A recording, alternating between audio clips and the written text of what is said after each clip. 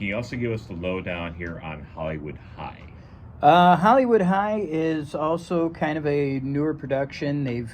As far as I know, they've got the script pretty much down. They're working on some musical numbers for it because I guess there's going to be some music to it. Mm-hmm. I don't know whether or not I'm going to be singing. Originally, I was just going to be a background extra in it, and then once again, like independent films, things happen. People drop out. People go, Right. "Oh, I have a scheduling conflict. I'm not going to be able to work this day or that day," and I ended up being cast as like the cheer team captain. I think Cheer team I believe his captain. name is Travis. I could be wrong about that, but I believe that's the name of the character. And they were like, "Hey, do you think you'd be able to step in and play Travis?" I'm like, "Sure."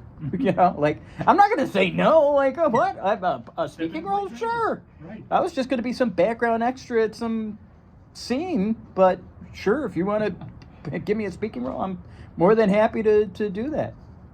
And if they give you a singing role, you're also prepared for that here. As I've Hey. seen you do karaoke. Yeah, I've got my YouTube channel where I constantly am recording. When I go to karaoke on the weekends, every now and then I will record the songs that I do. Whether I do them great or I do them crappy, they're on my YouTube channel.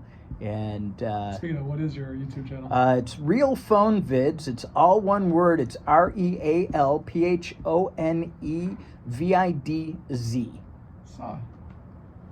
He's going to look up right now. Well, hopefully you'll like some of the music that I've done on it. It's a lot of 80s hits, a lot of classic rock, a few rap songs here and there. I've done some Eminem.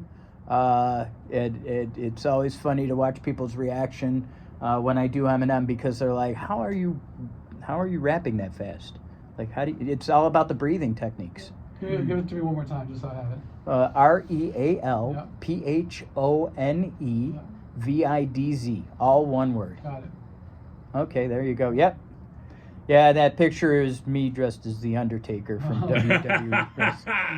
I was a wrestling fan in the 80s. I was a huge fan of wrestling, late 90s into the mid 2000s. And then once The Undertaker switched to the American Badass, I was very disappointed. I was like, the persona's gone. I loved it when he was the dead man. Yes. Then he came back, started doing the Undertaker thing again. I was like, all right. And then he retired, and I was like, okay, I'm done with WWE and wrestling now. I don't need to watch it anymore. It's. I think I was done after The Rock left the first time. I was kind of like, okay. And then he came back the second time. I'll watch again. And then he was gone. I was like, Well, I was really into it when it was like a cartoon.